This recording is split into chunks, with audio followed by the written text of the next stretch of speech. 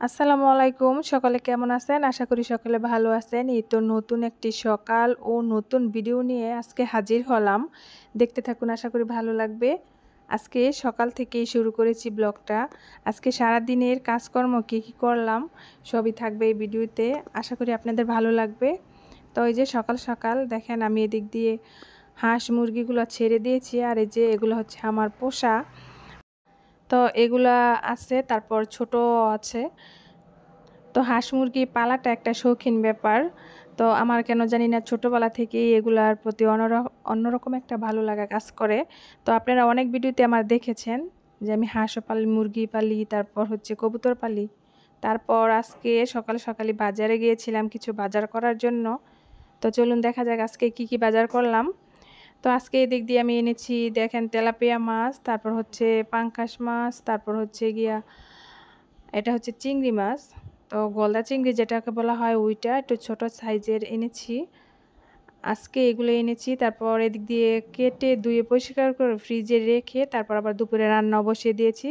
তো অনেকে জানেন না যে পাঙ্কাশ মাছের এই যে ইটা থাকে ডিমের মতো, তো এটা কিন্তু ওই যে সাথে কিছুটা মাছের দিয়ে তারপর এটা কিন্তু ভাজি করলে অনেক ভালো লাগে। তো দেখেন আজকে রেসিপিটা অনেক ভালো লাগে, আপনারা ট্রাই করে দেখবেন।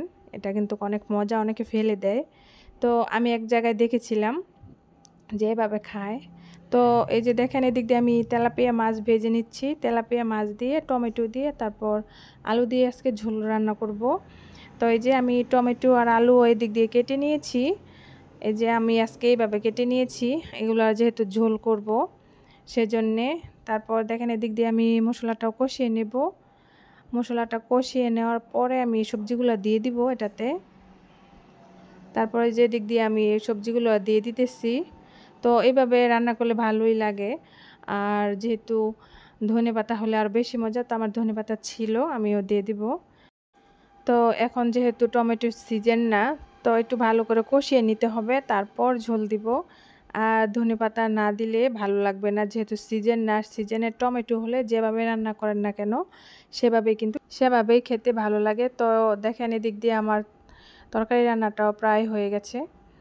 তো এখন নামিয়ে নেব, তারপর রান্না করব মাছের যে ডিমের যেইগুলা ওগুলা রান্না করব পাঙ্কাশ মাছের। আপনাদের দেখিয়ে দিয়েছি। তো এখন যেহেতু তরকারি হয়ে আসছে, তো এখন আমি ধনেপাতাটা দিয়ে দেব। তো ধনেপাতাও আমি কিন্তু কিনে এনেছি, আর কিছুটা লাগিয়েছিলাম কিছুদিন আগে, তো ওগুলো কিন্তু শেষ। আর ধনেপাতা কিন্তু সারা বছরই পাওয়া যায়, এখন তো প্রায় জিনিসই সারা বছর পাওয়া যায়। তো এই যে দেখেন আমার তরকারিটা হয়ে গেছে, আর বেশি শুকাবো না। এখন আমি যে পাঙ্কাশ মাছের যে ডিমের ইটা আছে ওইটা রান্না করব। তো কড়াইতে দিয়ে দিলাম তেল, তারপর দিয়ে দিব পেঁয়াজ কুচি। আর পেঁয়াজটা একটু বেশি নিতে হবে। তো অনেকেই জানে না যে এই মাছের যে ইটা আছে ওইটা খাওয়া যায়।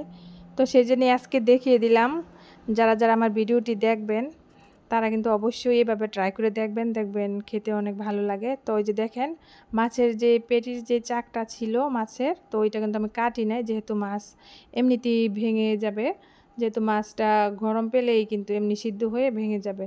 তো এটা কিন্তু অনেক শুকাতে হবে।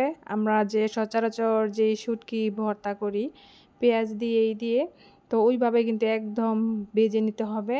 তো দেখেন এই যে, তো এটা কিন্তু এখনো হয় নাই, আরও শুকাতে হবে। তো দেখেন এগুলা কিন্তু মাছের যে চাকগুলো আমি দিয়েছিলাম ওগুলো কিন্তু ভেঙে একদম মিশে গেছে। তো এগুলো কিন্তু অনেক শুকাতে হয়। তো এই যে দেখেন এই পর্যায়ে আমার মাছটা কিন্তু হয়ে গেছে, এখন আমি নামিয়ে ফেলবো। তো তো বন্ধুরা আজকে সারাদিনে কাজকর্ম রান্নাবান্না দেখে নিশ্চয়ই আপনাদের ভালো লেগেছে, তাহলে একটি লাইক কমেন্ট করে যাবেন। আল্লাহ হাফিজ।